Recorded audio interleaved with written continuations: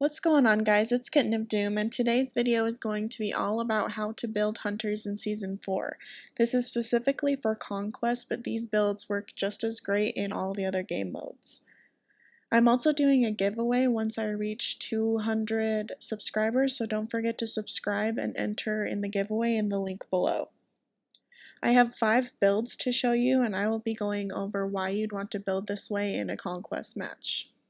Alright guys, so first off, you start off in Conquest with 1500 gold. So this is just enough gold to buy your starter items, boots, and health pots and mana pots. And the start that I always go is Death's Toll or Bluestone with tier 1 boots and 4 health pots and 4 mana pots. I've just seen that this is the easiest way to start off hunters. It just gives you a lot of sustain with how many pots you get, and it'll help you just stay in the laning phase long enough to get full boots on your first back, unless you're really poked out by the other support and carry. So I always recommend going that route.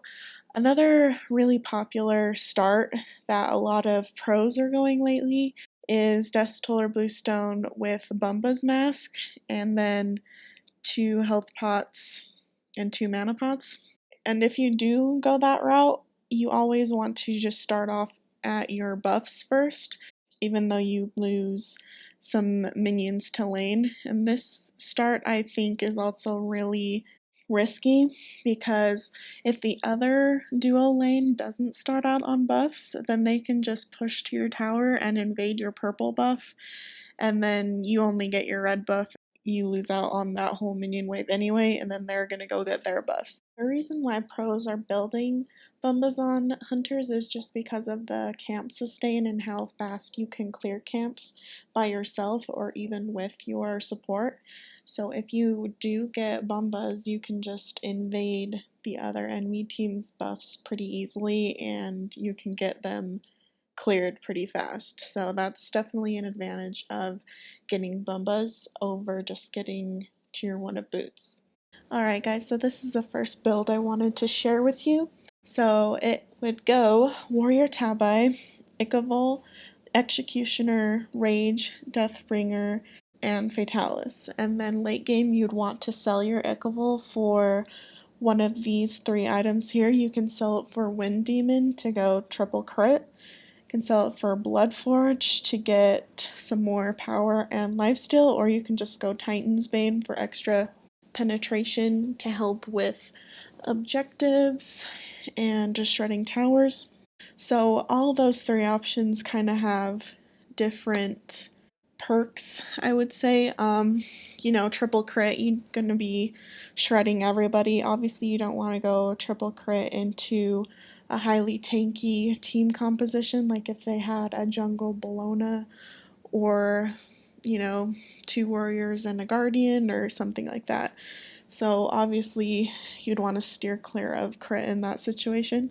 But if they're relatively squishy, you are fine going triple crit, and you're just gonna wail on them. And you can also choose between Warrior Tabi or Ninja Tabi. It's kind of more if you're more ability focused god, I'd go Warrior Tabi, kind of like Scotty, Medusa, Neith, kind of things like that. And then Warrior Tabi, more auto attack based hunters like Rom, Jingwei. Then Bloodforge would also be another pretty good pickup just because it'll give you that lifesteal late game. Because late game you don't want to be constantly going back to Fountain just to get to full health. So you can just go on some jungle camps or even minion waves and just heal back up and then help your team out in team fights that are going on. And also Titan's Bane's another pretty good pickup, just like I said, for extra objective shred and towers, which you obviously need to win a conquest game. So this is build number 2, and it's more focused on ability-based hunters, like your Scotties, Medusas, Hui's, anyone who hits really hard with their abilities. And you want to go Warrior Tabi, Transcendence, Ikavol, Executioner, Keen Size, Titan's Bane, and you can switch out Ikavol for Odysseus Bow or Hasten Fatalis. And you'd obviously want Transcendence on ability-based gods, just makes their abilities hit harder, gives them unlimited mana, which I really love on some of my ability-based hunters. Picking up Ichaival after that will also help your boxing potential against the other ADC, so that'll help you out. And Transcendence, once you finish that off, it gives you a really big power spike, so you should be good to go on boxing, especially after you finish your Ichaival. And next, Executioner, gives some more penetration, more auto attacks you hit on them, so obviously is a good pickup and good for attack speed. King Size is a good option to go for even more attack speed, and it helps shred tanky targets because of its passive. I put Titan's Bane in this because of the objective shred, and normally people say you shouldn't go Executioner and Titan's Bane together, but most pros right now are building these together just because of how much objective shred you get with this build. And as you know, Conquest is extremely objective dependent. So more towers you get, more gold furies, fire giants you end up winning. So I think putting them together is really justifiable. And then if you don't want to go Fatalis last, another really good option is Odysseus Bow, just because of your insane attack speed and how much those charges add up in a team fight. It can get really annoying and it really hurts. So, and obviously Fatalis would be a good option just because it'll help you peel yourself off of enemies or help stick onto them. So I think this is a really good build if you're wanting to go an ability-based god. And this is build number 3, and it has pretty much all of the same items, just in a little bit different order. It is Warrior Tabi, Ichaival, Executioner, Kin Size, Titan's Bane, and Fatalis. And a lot of hunters get Ichaival as their second item, just mainly for boxing potential in their lane to try and, solo the other hunter, and gives some nice attack speed and pen, so it's a really good second item. And next, just going into more attack speed and pen with Executioner, and kind of the same other reasons as I mentioned before of why you'd build Kin Size and Titan's Bane. This is the first time, if they have a lot of self-healing bracers or other healers on the other team, you'd obviously want to opt for Brawler's Beat Stick. As a hunter, it's typically the only counter item I would suggest building. It's the only item you can really afford to build without sacrificing your damage. So Brawler's Beat Stick would be a really good addition to comps that have a lot of bracers or healing. So always keep that in mind. And I put Fatalis last just because of how damn expensive it is now. So, and obviously late game you want to sell Ichaival for Odysseus Bow, just because your charges are going to be doing a lot of damage since you've built pen in this build. So this is another good option to go. And this is the 4th build. If you like lifesteal, you probably are going to gravitate towards this build more often. But the build would be Warrior Tabi, Devourer's Gauntlets, Ichaival, Executioner, Rage, Deathbringer, and then selling Ichaival for either Fatalis or Wind Demon. And a lot of auto attack based hunters work really well with this build just because of the lifesteal and a bunch of crit.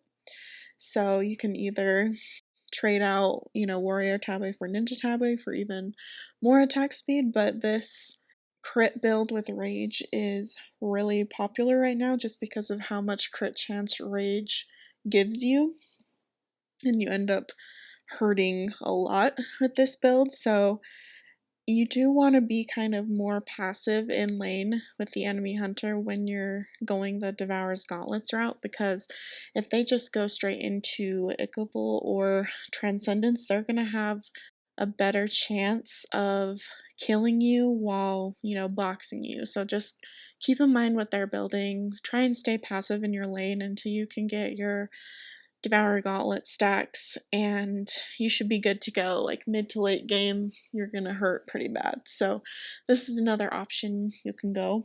And this is the fifth and final build I will be sharing with you guys. This build I specifically love on Scotty just because of how much pen in the build there is. And Scotty just hurts so bad when you build her full pen, and even, other ability based hunters just like her. So it would go Warrior Tabe, Transcendence, Ichaival, Jotun's Wrath, Crusher, and Titan's Bane, and switching out Ichaival for Odysseus Bow or Fatalis. And obviously, Transcendence is there for the mana and everything else. And then Jotun's Wrath is a really good pen item, mostly seen on assassins, but it can be good on hunters, with their abilities that hit hard. So it also gives really good ability cooldowns so that your abilities are up even more often. And same with Crusher, it gives you some cooldown based on, when you hit a god with basic attack, and it gives you some attack speed. So I think Crusher is really underrated right now, and I personally like building it. And obviously you'd want to switch out one of these for brawlers if they had bracers or healing, and then Titan's Bane to finish it off with even more pen.